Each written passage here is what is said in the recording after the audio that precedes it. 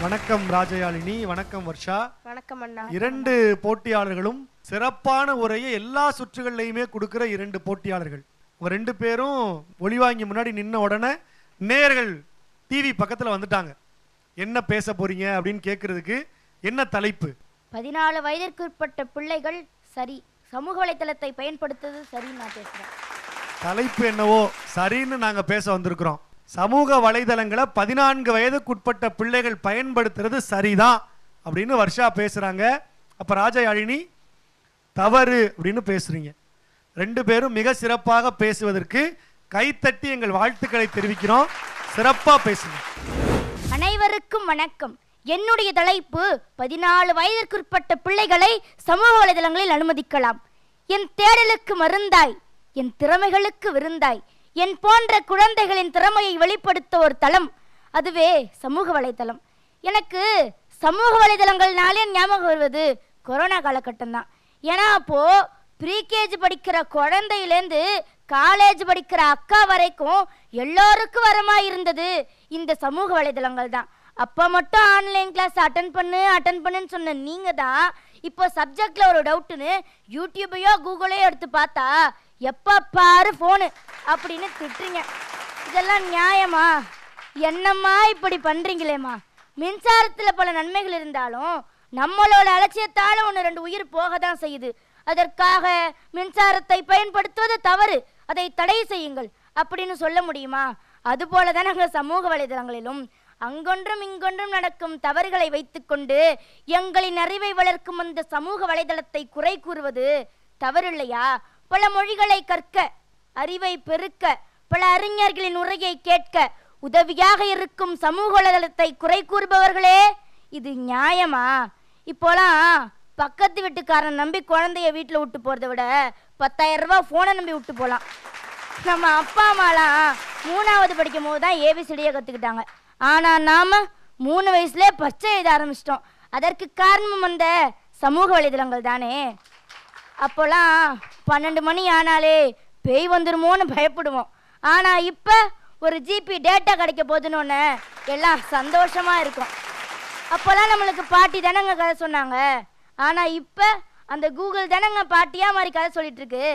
தமிழக அரசே மணற்கேணி என்ற செயலியை அறிமுகப்படுத்தி 1ஆம் வகுப்பு முதல் 12ஆம் வகுப்பு வரை இருக்கும் பாடங்களை இணைய வழியின் மூலமாக மாணவர்களை கல்வி கற்க வழி செய்தது. திருவாரூரை சேர்ந்த 7ஆம் வகுப்பு படிக்கும் மாணவன் மாதவ். இவன் இணைய வழியிலாக கணினி கல்வி கற்று கையடக்க சிபியுவை கண்டுபிடித்து தமிழகத்தையே திரும்பி பார்க்க வைத்தான். அதற்கு காப்புரிமையும் வாங்கி டெராபைட் என்ற நிறுவனத்தை தொடங்கி ஜிஎஸ்டி வரி செலுத்தி தான் உருவாக்கிய அந்த பொருளை ஆன்லைனில் விற்பனை செய்து வருகிறான் என்றால் அதற்கு காரணம் அந்த சமூக வலைதளங்கள் தான். அதை போய் குறை கூறுகிறீர்களே, இது தவறில்லையா? ஹைதராபாத்தை சேர்ந்த 7ஆம் படிக்கும் மாணவன் ஸ்ரீவச்சன். இவனுடைய கோடிங் முறையை பார்த்துவிட்டு ஒரு மென்பொருள் நிறுவனமே இவனுக்கு தரவு விஞ்ஞானி பணியை வழங்கியிருக்கிறது என்றால் அதற்கு காரணமும் அந்த சமூக வலைதளங்கள் தான். ஹரியானாவை சேர்ந்த 12 வயது சிறுவன் கார்த்திகேயா ஜெகத். இவன் யூடியூபின் உதவியோடு 3 கல்வி செயலிகளை உருவாக்கி உலகிலேயே இளைய ஆப் டெவலப்பர் என்ற கின்ன சாதனையை படைத்துள்ளார். அது மட்டுமல்லாமல் பல மாணவர்களுக்கு பயிற்சி அளித்து ஹார்வர்ட் பல்கலைக்கழகத்தில் கணினி அறிவியல் பட்டத்தை பெற்று உதவித்தொகையும் பெற்று வருகிறான் என்றால் அதற்கு காரணமும் அந்த சமூக வலைதளங்கள் தான். விருதுநகரை சேர்ந்த 7ஆம் வகுப்பு படிக்கும் மாணவர்கள் பிரகதீஷ் மற்றும் தியோனேஷ். இவர்கள் பார்வையற்றோர் புத்தகத்தை சுலபமாக படிக்க வேண்டும் என்பதற்காக ஒரு செயலியையே உருவாக்கி இருக்கிறார்கள் என்றால் அதற்கு காரணமும் அந்த சமூக வலைதளங்கள் தான். கலிபோர்னியாவை சேர்ந்த இந்திய வம்சாவளி 10 வயது சிறுமி சமேரா மேத்தா. இவர் கோடிங் பன்னீஸ் என்ற விளையாட்டை கண்டுபிடித்துள்ளார். இது சாதாரணமான விளையாட்டு அல்ல. குழந்தைகள் முதல் பெரியவர் வரை அனைவருக்குமே மென்பொருள் கோடிங்கை கற்றுத்தரும் விளையாட்டு. இதில் 40ற்கும் மேற்பட்ட பயிற்சி பட்டறைகளை நடத்தி 1400 மாணவர்களுக்கு பயிற்சி அளித்ததால் வெள்ளை மாளிகையே அவரை கௌரவித்தது. நீங்கள் தவறு என்று சொன்ன சமூக வலைதளங்கள் தானே இந்த மாணவர்களை உலகறிய செய்தது. பெற்றோர்களே குட்டச்சது பேட்டச்சதுன்னு சொல்லித்தர நீங்களே சமூக வலைதளங்களிலும் குட்டச்சது பேட்டச்சதுன்னு சொல்லித்தரலாமே. அதை விட்டுட்டு அதை பயன்படுத்துவது தவறுன்னு சொன்னா என்னங்க நியாயம்? எங்கள் வீட்டில் நானும் தாங்க யூடியூப் பார்க்குறேன். ஆனால் எங்கள் அப்பா கூகுள் பேரண்டல் அப்படின்ற ஆப் மூலமாக எனக்கு கண்காணிச்சுட்டு இருப்பாங்க. இதன் மூலம் நான் என்னென்ன பார்க்குறேன்ற செய்தி எங்கள் அப்பாவுக்கு போகும். இதை போல நீங்களும் உங்கள் பிள்ளைகளை கண்காணித்தால் உங்கள் பிள்ளைகள் தடம் மாறாமல் தடம் பதிப்பார்கள். எந்த குழந்தையும் நல்ல குழந்தை தான் மண்ணில் பிறக்கையிலே, அவர் நல்லவராவதும் தீயவராவதும் கூகுள் வளர்ப்பினிலே. ஆமாங்க, இனி வரப்போகும் காலமெல்லாம் இணைய காலம். இந்த காலத்தில் இருந்துட்டு சமூக வலைதளத்தை பயன்படுத்துவது தவறு அப்படின்னு சொன்னா என்னங்க நியாயம்? குழந்தைகள் சமூக வலைதளத்தை பயன்படுத்த தடையாக இருக்கும் வைரஸ் போல் இல்லாமல் துணையாக இருக்கும் ஆன்டி வைரஸ் போல் இருங்கள். அத்தனைக்கும் முத்தாய்ப்பாக சங்கரா டிவி நடத்தும் தமிழங்கள் உயிர்மை சுட்டிகள், இது செந்தமிழ் செல்லத்திற்கான பிரம்மாண்ட தேடல் என்ற நிகழ்ச்சியில் பல குழந்தைகள் அழகாக பேசி வருகின்றார்கள். அதை சமூக வலைதளங்களிலும் பதிவிட்டு வருகின்றார்கள். அதை பாருங்கள். மன்னிக்கவும், நீங்கள் பார்த்து கொண்டுதான் இருக்கிறீர்கள். உங்கள் வீட்டு சுட்டி பிள்ளைகளை பார்க்க சொல்லுங்கள். நீங்கள் உங்கள் பிள்ளைகளுக்கு செய்ய நினைப்பதை இந்த நிகழ்ச்சி செய்யும். நன்றி, வணக்கம். அனைவருக்கும் என் பணிவான வணக்கங்களை தெரிவித்துக் கொள்கிறேன். என் பெயர் ராஜயாழினி. நான் இன்று உங்களோடு பேச எடுத்துக்கொண்ட தலைப்பு 14 வயசுக்கு உட்பட்ட குழந்தைகளை சமூக ஊடகங்களில் அனுமதிக்க கூடாது. இங்க வர்ஷா அவர்கள் அனுமதிக்க வேண்டும் என்று பேச வந்திருக்காரே, இது எப்படி தெரியுமாங்க இருக்கு? ஒரு அகண்ட கடல்ல சந்தோஷமா இருந்த ஒரு மீன் குஞ்சு ஒண்ணு வலைக்குள்ள போகணும்னு நினைச்சுதான். வலைக்குள்ள போன மீனும் அவ்வளவுதான், சமூக வலைதளங்களுக்குள்ள போன குழந்தையும் அவ்வளவுதான். இப்போ ஒரு குழந்தை இருக்குன்னா அந்த குழந்தைகளுடைய பெற்றோருடைய அனுமதி இல்லாம யாரால அந்த குழந்தையை நெருங்க முடியாது. ஆனா இதே சமூக ஊடகங்கள்ல அந்த குழந்தைகளுக்கு அனுமதி கொடுத்துட்டீங்கன்னா யார் வேண்டுமானாலும் பெற்றோருடைய அனுமதி இல்லாம அந்த குழந்தைய மிகவும் சுலபமா நெருங்க முடியும் என்றால் இது அந்த குழந்தைகளுக்கு ஆபத்து தானே. இது எப்படி தெரியுமா இருக்கு? சொந்த காசுல நமக்கு நாமளே ஆபத்தை விலக்கி வாங்குற மாதிரி இருக்கு. முன்பெல்லாம் ஒரு அழைப்பு வந்ததுன்னா வீட்டுக்கு வெளியே இருந்து எல்லாரும் வீட்டுக்குள்ள வந்து அது என்ன அழைப்பு அப்படின்னு பார்ப்பாங்க. ஆனால் இன்று ஒரு அழைப்பு வந்ததுன்னா எல்லாரும் தன்னுடைய செல்போனை தூக்கிட்டு வெளியே ஓடி போயிடுறாங்க. முன்பெல்லாம் வீட்டுக்குள்ள வரதுக்கு முன்னாடி தன்னுடைய காலணியை மட்டும்தான் கலட்டி வச்சுட்டு வருவாங்க. ஆனால் இன்று வாட்ஸ்அப் மெசேஜஸ் எல்லாம் டெலீட் பண்ணாம உள்ள வரதில்லை நடுவர் அவர்களே. முன்பெல்லாம் குழந்தைகள் ஓடி ஆடி விளையாடி கொண்டிருந்தார்கள். ஆனால் இன்று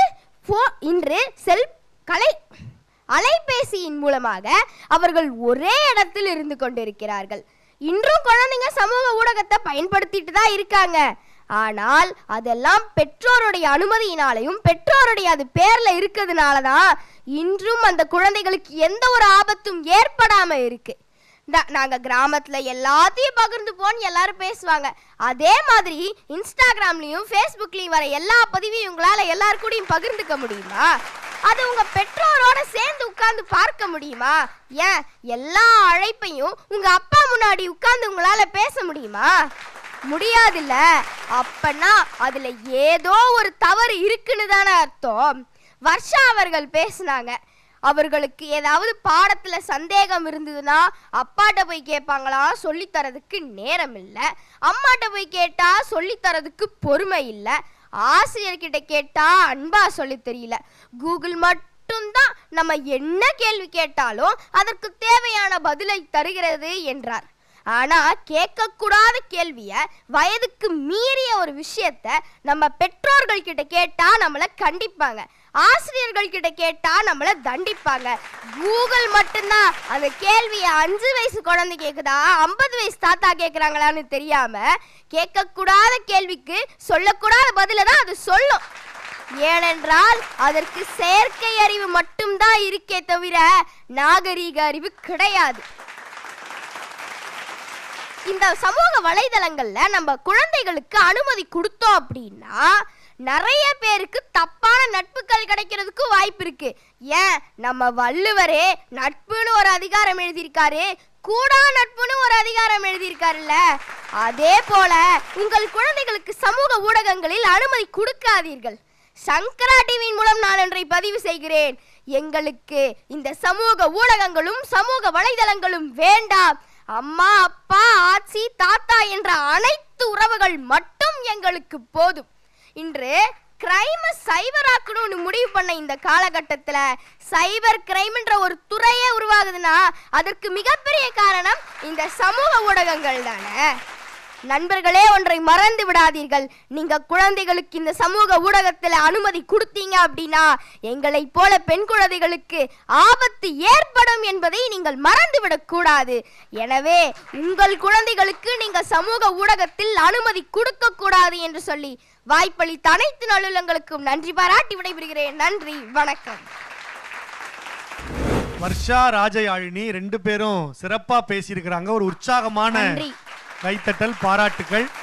2 பேரும் எப்படி பேசுனீங்கிறத நடுவர்கள் கிட்ட கேட்கலாமா? முதல்ல அன்பு அண்ணன் மணிகண்டன் அவர்கள். உங்க 2 பேருக்கும் ஒரு அரங்கு நிறைந்த பாராட்டு. நன்றி ஐயா. நன்றி ஐயா. நான் பொதுவாக கிரிக்கெட்டோட மையப்படுத்தி சொல்லுவேன். ஒருத்தர் ஓப்பனிங்கில் போய் அடிப்பாங்க, சில பேர் 1 டவுனில், சில பேர் மிடில் ஆர்டரில், சில பேர் 7வது டவுனா. நீங்கள் 2 பேரும் ராசச்சம் எந்த இடத்துல போட்டாலும் சிக்ஸர் அடிப்பீங்க. நன்றி ஐயா. அதுவும் இந்த பக்கம் சமூக ஊடகங்களுடைய பயன்படுத்தலாம்னு பேசிய நீ இதுக்கு மேலே எவன்டா பேச முடியும் அப்படிங்கிற மாதிரி பேசிட்ட. அந்த அன்பு குழந்தை நீ என்ன பேசினாலும் நான் அதுக்கு மேலே ஏறி நின்று பேசுவேன்னு அவ பேசுறா. நீங்க வாட்ஸ்அப், யூடியூப் எடுக்கும்போது அந்த ஒளி கதிர்கள் பட்டு குழந்தைகளுக்கு ஆபத்து வர்றதுக்கு வாய்ப்பு இருக்கு. அந்த மாதிரி விஷயங்கள் அதிகமாக செய்யலாமா செய்யக்கூடாதா என்கின்ற அதற்குள் ஒரு உட்பிரிவை கொடுத்திருக்கிறார்கள். ஆனால் நீங்கள் உங்கள் இருவருக்கும் தேவையான லாவகமான பகுதியை எடுத்துக்கொண்டு கையாண்டீர்கள். ஆனால் ஒரு தகப்பன் என்கின்ற முறையில் அது சரி, ஆனால் மதிப்பீட்டாளர் என்கின்ற முறையில் தவறு. 2க்கும் வித்தியாசம் உண்டு. நீங்கள் அறிவுக்காக ஆண்டவன் அனுப்பப்பட்ட குழந்தைகள் இந்த 20 குழந்தைகளும் என்று நான் நம்புகின்றேன். இந்த ஒரு 5 மணித்துளிகள் மட்டும் மதிப்பீட்டாளராக இல்லாமல் உங்களுடைய சகோதரனாக, உங்களுடைய தகப்பனாக, இந்த துறையில் பயணிப்பவனாக சாதக பாதகங்களை பதிவு செய்தேன். எனக்கு 2 பிள்ளைகளும் பேச்சில் கெட்டி தங்கங்கள். உங்கள் இருவருக்கும் என்னுடைய நெஞ்சம் நிறைந்த பாராட்டுக்கள். மிக சிறப்பாக வாழ்த்தி இருக்கிற அண்ணன் மணிகண்டனுக்கு நெஞ்சார்ந்த நன்றிகள். தொடர்ந்து எங்கள் அன்பிற்கினிய கவிஞர் நிரஞ்சன் பாரதி அவர்கள். வர்ஷா, ராஜயாழினி இருவரும் மோதிக்கொண்டது எனக்கு எப்படி இருந்தது என்றால், ஒரு சிங்கமும் புலியும் மோதிக்கொள்வது போல இருந்தது. இருவரின் பேச்சின் மீதும் ஆற்றலின் மீதும் எனக்கு பெரும் மதிப்பு உண்டு, பெரும் ஈர்ப்பு உண்டு. 2 பேரின் மீதும் நான் உங்களுடைய ரசிகன் அப்படின்னே சொல்லலாம். தலைப்பை ஒட்டி பேசாமல் கொஞ்சம் நீங்க தள்ளி போயிட்டீங்க. அதாவது சமூக ஊடகங்களில் இப்போ உதாரணத்துக்கு இப்போ நாம் ஒரு செல்ஃபி ஃபோட்டோ எடுத்து போடுறோம் அல்லது ஒரு காணொளி எடுத்து போடுறோம். அது ஒரு 14 வயதுக்குட்பட்ட குழந்தை செய்யலாமா கூடாதா என்பது தான் தலைப்பு.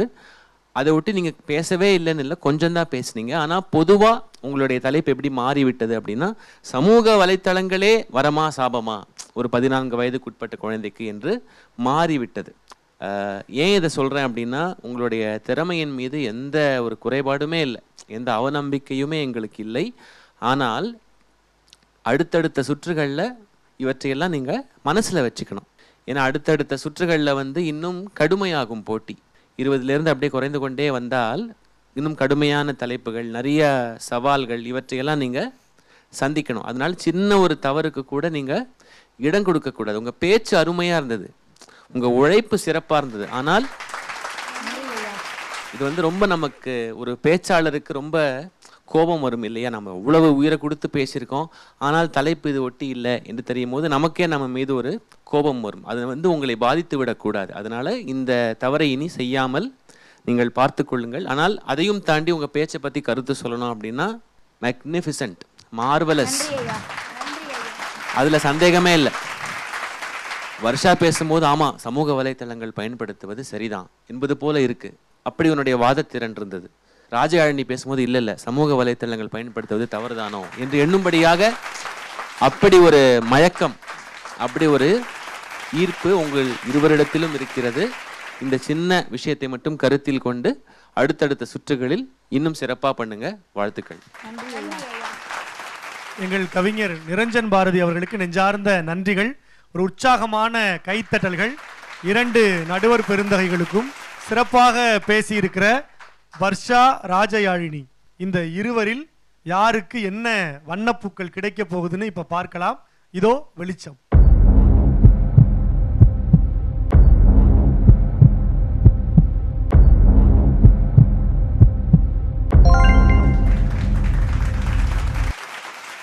இரண்டு போட்டியாளர்களுக்கும் ஊதா நிற வெளிச்சம் வழங்கப்பட்டிருக்கிறது.